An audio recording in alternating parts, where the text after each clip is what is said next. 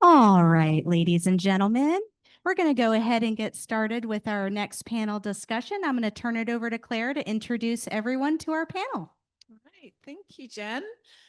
This is our final session, so it seems appropriate to have a panel where you're invited to answer questions. This panel has a particular focus on relationships and navigating relationships while living with a sleep disorder. And our panelists have been selected because of their experience and expertise and their vulnerability and willingness to address sometimes what are the most difficult questions. So very briefly, who have got at the end? Haley. Haley's at the end there. Haley is a licensed professional. Nope, that's not you. Sorry, I know Haley. Haley is not that. She has many things though. Haley is a patient advocate and an occupational therapist with idiopathic hypersomnia. She received her diagnosis at 18 years old during her freshman year of college.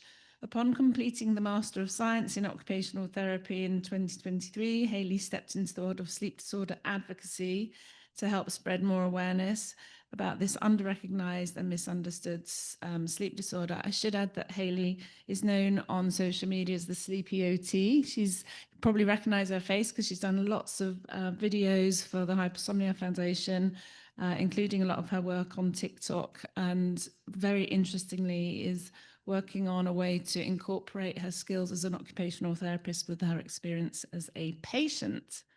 And then Sam, in the middle here, is a 31-year-old man with idiopathic hypersomnia. He works in security at the Drake Tower and spends his free time streaming on Twitch under the username Couch Cruisers. That's brilliant. And Heather. Last but not least at all, Heather is a licensed professional counsellor in the state of Tennessee. She's worked in rural mental health, serving in her hometown for over a decade.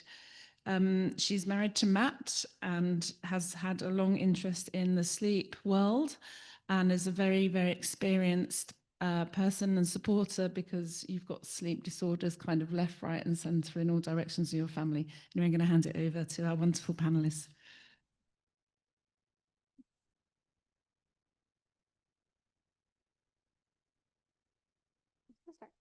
Hello, everybody. Again, my name is Haley, and I have IH, who was diagnosed about 7 years ago now. In terms of relationships, in a view of relationships with friends, friendships, family, I have a really, really strong support system, and I've always kind of taken the view of quality over quantity. And in terms of romantic relationships, I have been in a relationship for 7 years, married for 1, and we are a military couple. So if you have any questions, I'm more than happy to ask or answer really anything. Excellent. Well, I'm Sam. I have a wonderful partner who has been very beneficial in my whole process of diagnosis and medication. With Xywave, it's nice to have somebody around. Family-wise, my mom was very helpful in supporting me and getting me to go do the sleep diagnosis. I do feel like I have a different experience there though, because she was my primary family support, and she actually passed away earlier this year. So I've been learning how to deal without that part of my support network, which I feel like doesn't get touched on as much. But I also have some of the most wonderful friends, and I have a lot of good people in my life. So. And I'm Heather. Usually people just refer to me as Matt's wife. But my relationship to the sleep community spans a lot longer than my relationship with Matt. My younger sister was diagnosed when she was a teenager. And so I've kind of been in a supporter role for quite a bit of my life. Just being there to kind of help her through her symptoms and kind of finding treatment, those types of things. And so Matt was actually the first person that I met outside of my family who had a narcolepsy diagnosis. And that kind of bonded us very, very quickly. So I'm here more on the supporter aspect in terms of marital relationships and those types of things. So any questions, I think we're going to open the floor up for that. So just kind of ask us whatever you're interested to know. We're here for it. Thank you, everyone, for your introductions. So if you have questions for our panel, please raise your hand nice and high so our volunteers can see you and come bring you a microphone. And just remember, we do have virtual attendees as well. So if you have comments or questions for the panel, please make sure to use the microphone so that everyone online can hear us as well. Hi. Thank you all for being up here. Something that I've been thinking about is I have IH. I've had it for 18 years. I was diagnosed last month. Yay. Um, but something that troubles me a bit is because I went for 18 years with just being like, I mean, yes, this is, you know, how I show up in the world, but like, this is about my character or like who I am. I'm doing a lot of unlearning, but with that and dating people, like sharing with them, here's what I need, here's symptoms that come up for me, and being honest in that way. Though my concern comes up is if I am partnering with someone who's able-bodied, of finding that balance between them becoming caretaker in a certain way, and me, like, I'm fiercely independent, so I'm like, I'm not going to lean on anyone, but I need support. So I long-winded way of asking about like middle ground with that, of like for folks who have partnered with someone who is able-bodied. I know you've shared about like chronic illness stuff, and so there's different, right, struggle there, still struggle. But yeah, if anyone has experience with how do we prevent the caregiver patient dynamic in specifically romantic relationships? I can speak a little bit to that. My partner is able-bodied, and it is definitely a challenge even 7 years later. I also have had the mindset of fiercely independent, and it's not something I've wanted to give up. So it was a struggle for me to ask people for help for a very long time. And especially with him, we were long distance for quite a while. So now we are back together, and he's on a deployment right now, but that besides the point. We have had to have a lot of conversations. There are things, you know, where I'm trying not to be so hyper independent. He doesn't know that unless I communicate to him, you know, okay, I am so used to doing every single chore for myself, but you know, now we're in this together. If you see me struggling, or can we have roles established already set in place where that I don't feel like I have to take on as much and feel that burden and then crash at the end, right? I want to be able to show up for not just myself, but show up for him as a supportive partner. When I moved from Maine to El Paso, that completely drained me. And so it did very much take a toll on our very new marriage at that time.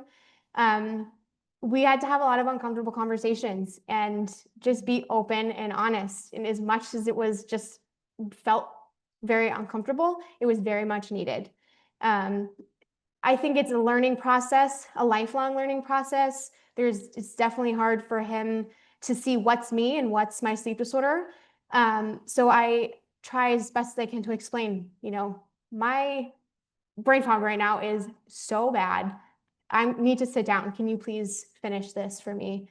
And then not snapping so much, you know, just trying to take a step back and be more open myself. So I found that to be very helpful. Just asking family for help too is hard, but you know, as we go through life, we gain more experience, and that's what's helped me. The support from my family. No one feels like I'm a burden to them. It's just me feeling like, you know, it's my own perceived fear of them thinking I'm a burden. The people who love you, the people who accept for you for who you are going to show up for you and not think of you that way. I agree with that. Also, just communication and empathy is so important in general.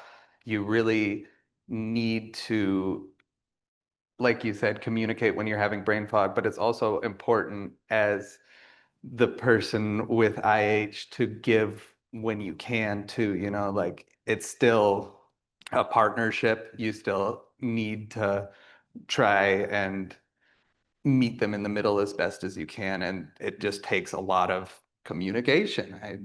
There's no other good term for it. Yeah. But I mean, That's dating. Dating's hard. Yes, it is. Matt and I talked yesterday, and I believe you were there, and we talked a lot about the balance of support. And I think finding and talking about ways to create balance between the two of us is how we've stayed kind of out of that caretaker versus kind of patient role. Sometimes we have check-ins for, where are you at today? Okay, cool. You've got 70. I only have 30. So we're balancing those things out and having those tough conversations. And so I think that open and honest communication with your partner, and then also just being honest with yourself about where you are and how much you can give without putting yourself, without being detrimental to yourself. And that can be very difficult. If Matt were here, he would tell you that help is, it's a 4-letter word, but it's one that we need to say. Wow, thank you for your vulnerability in answering that question, everybody. If you have questions for our panel, please raise your hand really high and we'll have a volunteer bring a microphone over. And while we're getting some questions lined up for you all, we talked a little bit about boundary setting, right? And boundary setting is an art form, it's a skill. And some of us have that skill a little more developed than others. Can you speak to, how to set boundaries or ways to think about or some kind of framework maybe around when you set boundaries and that kind of thing? That would be helpful, I think. So I think the first thing that I would say about boundaries is that a boundary is not to control another person's behavior. A boundary is about what I am going to do to protect and maintain my own energy. And so it's not, it's not a, you need to stop that. It's a, hey, this is something that is bothersome for me. Here's what I'm going to do in order to lessen the impact that that has on my life. And so I want to encourage people to remember that that's kind of the thing. It's not about controlling another person's behavior or controlling another person. It's about me taking ownership of what I can do and what I want to do. I agree with that. I'm a bit of a former people pleaser. I've been trying to learn not to do that. Recovering. And yeah, I was recovering people pleaser. But I also feel like I still try to okay, so if my partner wants to go dancing and we've been dancing for a while and I'm getting so tired, I'm not going to say we need to leave. I'm going to say I need to leave. Yes. You keep having fun. That's okay, but I need to go sleep. And I think it's just important to, like you said, set the boundary, but not try to control other people's lifestyles when you're doing that. I think that encompasses really everything. It really is. It's not about changing something for someone else or making them do something different. It's strictly for you and yourself, protecting your health, your well-being, your mental health, all of it. Having a supporter next to you, helping you stand firm in that boundary is definitely, something that's really beneficial. Although sometimes that's not always the case. So, just having that sense of yourself that you know what's best for you. And just carrying that out as best as you can. I am also a recovering people pleaser. It is very challenging, but we got to do what's best for us. The only way we can show up is by taking care of ourselves. Yeah, Heather, that's a great definition that you shared with all of us. And Sam and Haley, I'm a recovering people pleaser myself, but I'm still a work in progress and I'm a supporter. So I think we have another question over here. Hi. So my question is, my partner that I've been with for 13 years, I'm able-bodied or as able-bodied as I can be, but he is living with OSA and delayed phase sleep disorder. And so that actually, neither were a huge issue in our relationship until we had kids, because you didn't have to wake up early in the morning until you, well, we had to wake up to go to our jobs, but now sort of the struggle for us in the mornings to pack the lunches and get kids on the bus. And as much as I like to think of myself as an empathetic person, sometimes I do forget that mornings are really hard for him and that, getting up at 6 is just so against everything in his body. So I would love to know how you have yourself, or what are any tips or tricks to remind your partner, this time is hard for me. Because, Heather, when I heard you say help is a 4-letter word, sometimes I forget, and it's, if my partner were to ask me for help a little more often, that would be, help me with empathy. So do you have any tips or tricks on how I could remind my partner that asking for help is something that would work well?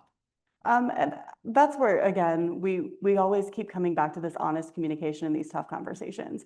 It's going to take you sitting down and saying, hey, look, I know that mornings are hard, but also it's hard for me to remember that mornings are hard. And it's okay for both of those things to be true. At the same time, I think sometimes we like to think in black and white, and there's not a lot of gray. There's so much more gray than we think.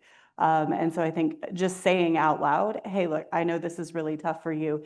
It would be helpful for me, for you to be able to say that out loud as well. Or to say, hey, can you help me with the lunches? I'm really struggling this morning. And just having those conversations, I think, is probably the best tip that I can give you. And those are hard conversations. We don't want to have that. That's awkward. It's awkward to go to your partner and say, here's this thing that really bugs me. And it's something that you can't necessarily do a whole lot about. Also, when it comes to mornings, one of my biggest tips that's been helpful for me is to talk when it's not the morning. Because if it's the moment of, things are going to escalate. But if you wait till a little later when things are cooler, that's when you can really set good boundaries and be like, hey, I'm rough in the morning. I need extra help. Like, definitely time it. And you might also ask, what could I do that would lend to you being able to say to me, hey, I need help this morning. And so coming at it from a place that we like to approach things with curiosity in our household. So kind of coming from a place of curiosity versus a place of judgment. I agree. I think, it is, as someone living with a sleep disorder, it can be intimidating to go to your partner and be like, listen, this has been really rough. As a supporter, approaching that conversation of, being honest, sometimes I really forget that mornings are really hard for you. Let's talk about some ways that, I could be a support to you and that we can be there for each other. I've found that having set like routines and, having a choice instead of an open-ended question. Okay, I don't have any kid. I have a fur baby, but do you want me to pack the lunches or get the kids dressed this morning? What would be more helpful? Being more direct with the questions, especially during that sleepreneurship time, for me, I feel would be very much more beneficial. But it's hard. I can understand, as someone supporting someone with a sleep disorder, it's hard to forget.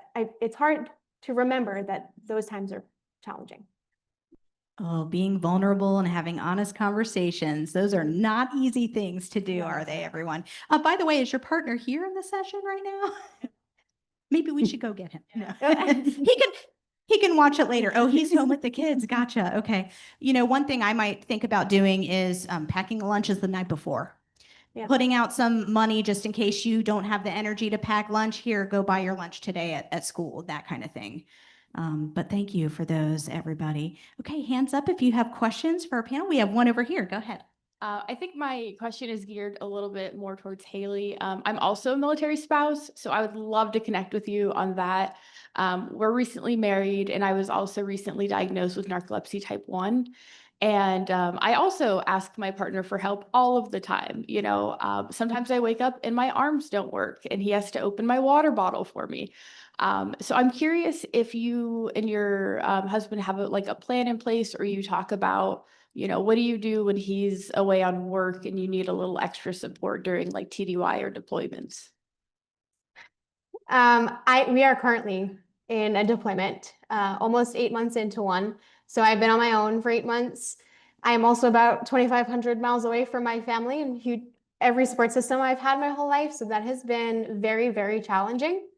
I don't think we did a very good job, if I'm being honest, setting up a plan when he left of how, if I need help or support, how I can get that.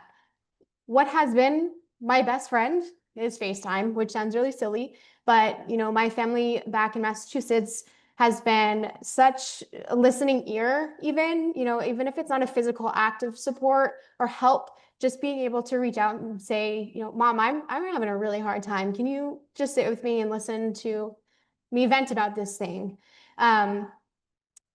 Moving around a lot is really challenging too when it comes to, you have to find new doctors. And so it's definitely been a confusing time.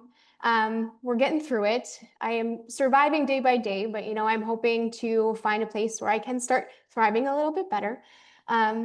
Military life in general is not the most stable. So being someone with a sleep disorder in a military family is tough.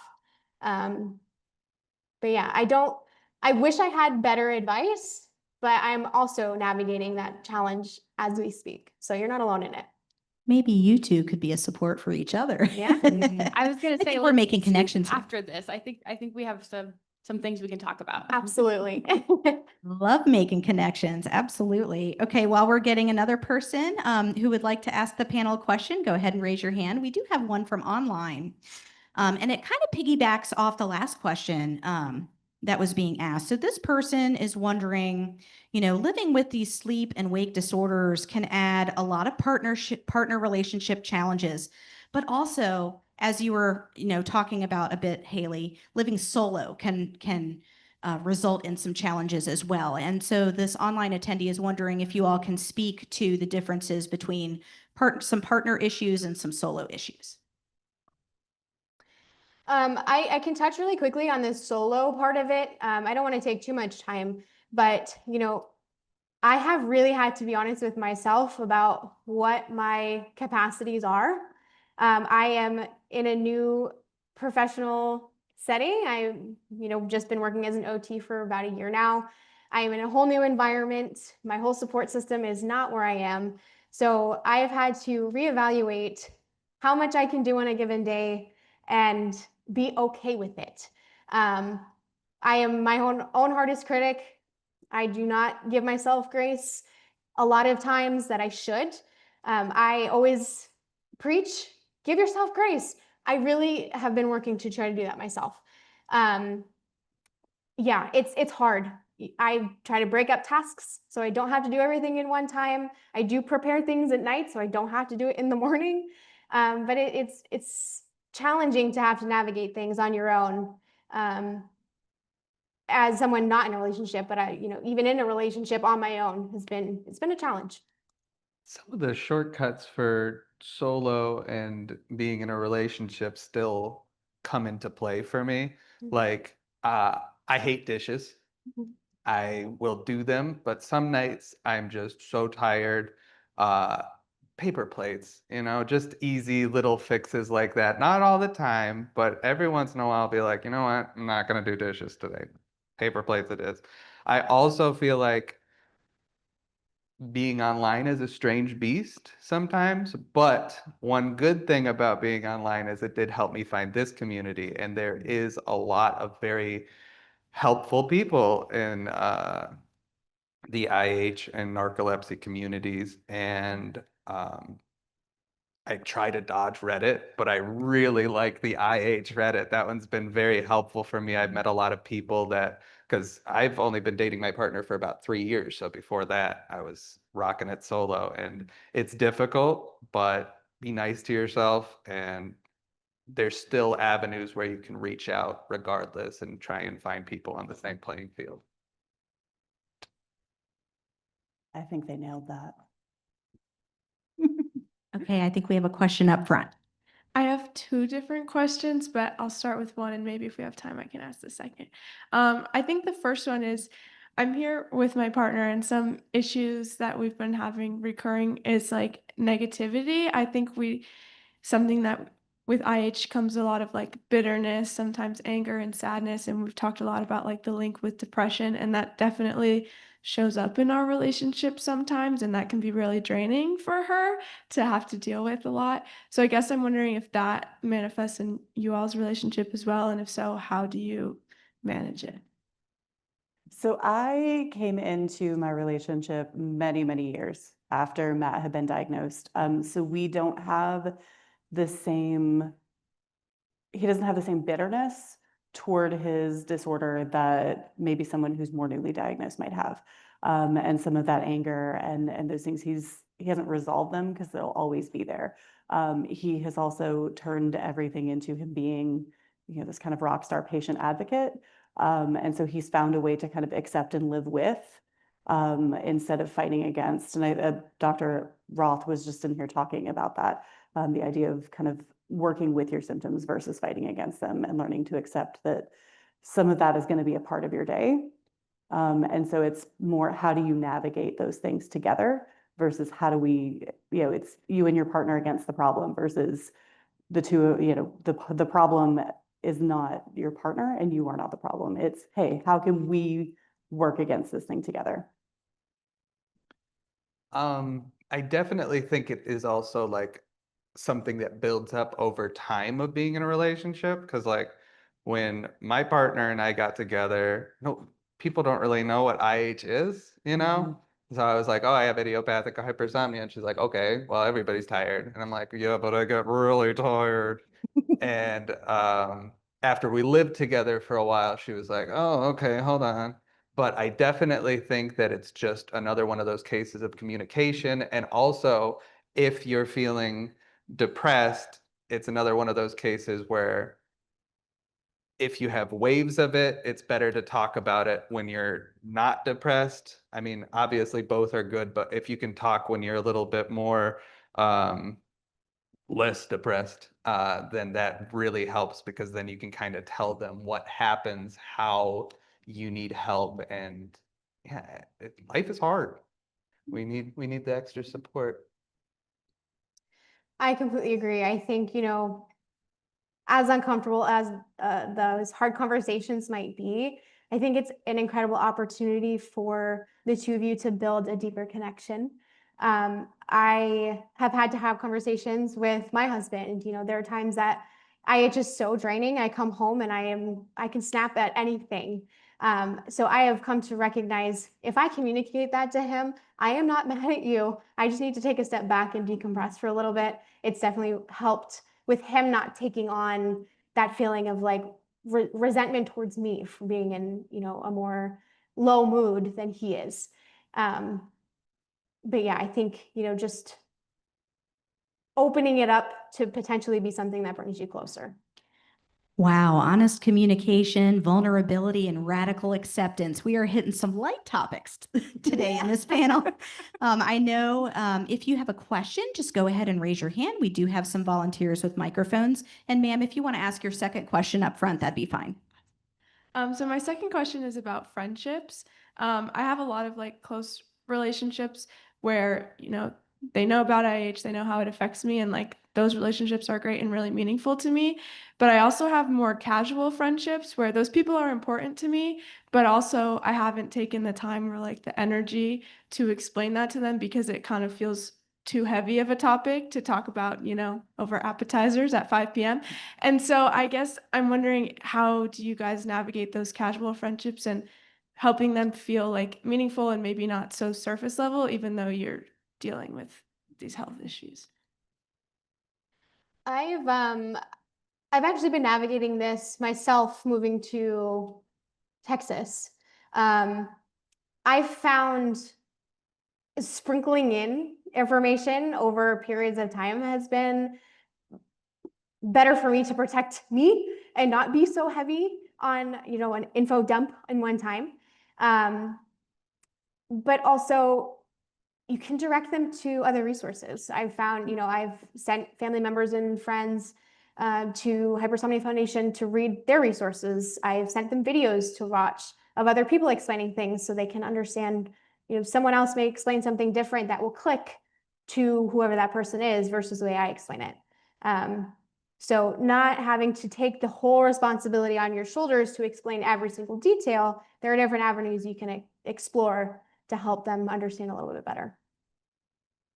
Maybe send them the link to the Caught in the Riptide YouTube video. That might be helpful. Yep. Okay, we have a question back here, and then we can go back up front. Hi. One of the more frustrating situations I've found myself in as a person who is sleepy a lot of the time is when you are out with friends or with friends and you're tired and or fatigued, not necessarily to the point of falling asleep, but to the point where it just feels like your brain isn't working and you don't really have anything to say or contribute to the social setting. I was wondering if that's something you guys have experienced and anything you've learned over the years of dealing with that. I do think it depends on which friends I'm hanging out with. If I'm like at the art group, I'll just be like, all right, I got to call it a night. But if I'm out with like my good friends, I will either try to steer the night in a different direction, unless we're like doing something very specific. Like board game nights are my favorite because you can totally space out during a board game night. It's fine. Um, if I'm out and about, like at a bar or anything like that, I just have to go ahead and either be okay with taking a minute sitting, or a lot of the time for me, just taking a quick walk around, especially outside. I've had to do that here a couple of times. That's a big game changer, but it's also kind of similar with any relationship where if they're really good friends, communication, talk when you're not tired and let them know, hey, we're going out, but I might get tired and need to head off early or take a break. Yeah. I love the board game night suggestion. Okay, let's go back up front. Hi. I was wondering what the small ways that your loved ones show up for you are that like really have a big impact on you. There you go. Their unwavering support and unconditional love has been so incredible. And I know that sounds kind of just like, well, yeah, of course. But in all reality, they may not understand what it is exactly I go through every single day, but they will listen and they will ask questions. And, if I need support, they will be the first ones to offer it. That has been huge, huge, huge, huge, and why I'm where I am today, and been able to get through things academically and professionally. I would not be where I am without them. They are my shoulders to lean on, just and vice versa too. So I think it's a give and take relationship, and I am just so grateful for those really quality people in my life. My partner has a lot of energy, which is so cool. But she's been really helpful for me as a social buffer sometimes because she's got so much energy. So we were talking about those nights out with friends, but if I'm out with her, I don't even have to worry about it because I know she'll go ahead and help me out, and I can help her out in different ways too. So it's definitely mutually beneficial, but I really appreciate it when she's able to hold the conversation when I am not, and kind of lead me to be like, or be like, oh, we need to go take a break. We're going to go for a walk. And I'll be like, thank you for saying that. I did not want to say that. So that's been wonderful. I'm in total agreement there. Matt is very social and I'm very introverted. And so sometimes he will take the lead on a conversation when he sees me space out.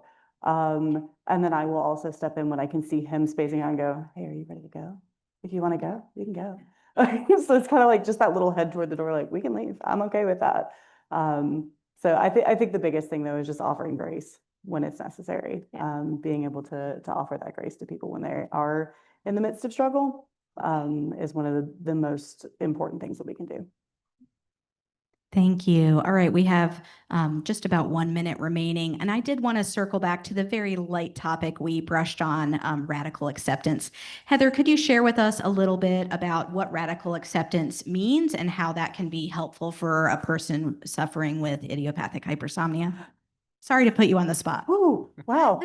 Light topic, light topic. We're testing my knowledge of therapy today. More or less, again, it's the idea that that suffering is optional, whereas living with your symptoms is not. You are going to have symptoms. They're going to show up. and you kind of have to learn to roll with it. So radical acceptance to me is just, I am open to whatever is going to happen today. Maybe that means I need to go lay down. Maybe that means that Matt needs to go lay down. Maybe that means that I fall down as I step off the stairs. How do I handle that moment? And again, part of that just comes from knowing that I have survived all of my worst days. And so being open and accepting to all of those things that maybe I don't have any control over, and then being able to work toward changing the ones that I can and recognizing the difference between the two. Amazing. Thank you. How about a round of applause for our panel, everyone? Good job, everybody.